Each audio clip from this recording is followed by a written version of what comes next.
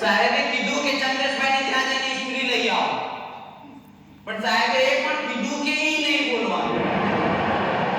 એટલે હું ચંદ્રેશભાઈને ત્યાં જાઉં અને એમની લઈ આવું.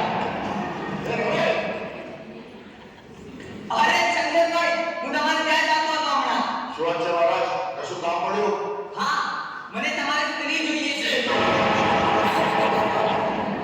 શું કહે છે? થોડીક વાર માટે આપો ને. લાગે છે આજે ચસકી લે છે. હવે રોજ થોડા માંગીએ છીએ, એક દિવસ તો આપો.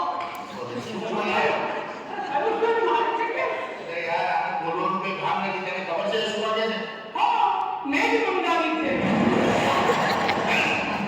હા, તમને તો ખબર છે ને, મારી પાસે નથી. કામ કેને મંગાવ્યું? તો પાડોશી શું કામ જોવે છે? અચ્છા, નવી લાવ્યો છે એટલે ના મારે. અરે યાર, મૂળ કે જૂની ન પાડ. હવે ભાવ શેના ખાવ છો? તમારા એકલા પાસે હશે કેમ? સાહેબ, આજવા પરેશભાઈની માંગી લો. એમણે તો પહેલા એકવાર આપણને તો કોઈ નહીં ચાલે.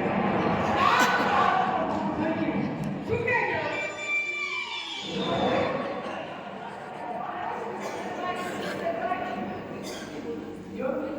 અને આ એક શબ્દ વધતી જાય.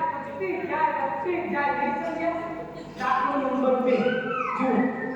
અરે શું વાત છે? તમને સારી રીતે મુહૂર્ત નથી ત્યાં? અરે દોસ્ત, માણસના સવાર સવારના પત્નીના શું ગરમા ગરમ જમવાનું ટેસ્ટી મળે ને એટલે મૂડમાં જ હોય. અને મારી વાઈફ ભાવના રસોઈ કરે એટલે સાચું કહું છું, ભાવના એટલે ભાવના. શું બે સુમડા આવું છું? એ ભાઈ જલ્દી કર. અરે મહારાજ, જમવાનું થયું કે નહીં? જોવા છે મહારાજ, આજે કઈ મુગલસ છો? તબિયત નરમ છે અને હજી રસોઈ બનાવવાની બાકી છે. જમવા છે તો ચાલો આપણે તમને મારા ઘરે લઈ જાઓ જમવા. ના, તમે કહ્યું ને એમાં બધું આવી ગયું. નો ફોર્માલિટી. જમવા તો તમારે મારે ત્યાં આવવું પડશે. હવે જમવાનું ક્યાં અગત્યનું છે? હું તો ભાવનાનો ભૂખ્યો છું. આપ્યો ને તો તમારી ભાવના મને આપો. પહોંચી નહીં શું છો? શું દરેક વખતે કામ મારું છું? હવે ભાવના તો બેસતા રહેવું જોઈએ. જેમ કે મને આપો, આ મારા સાહેબને આપો. નાખો કેવું છે? એ યાર, આને હસી બોલવાનું કોઈ ભાન નથી. મને કહે છે તમારી ભાવના આપો, હું ભાવનાનો ભૂખ્યો છું. તેમાં શું થયું? અમે સૌ ભાવનાનો ભૂખ્યા છીએ. વાતમાં ગુસ્સે શરૂ થાય છે. લાગે છે કે આની ભાવના સારી નથી. ભાવના સારી છે. તો આપણા કમર અને બંધો ભાવનાને વેચવાથી તો સંબંધ વધે.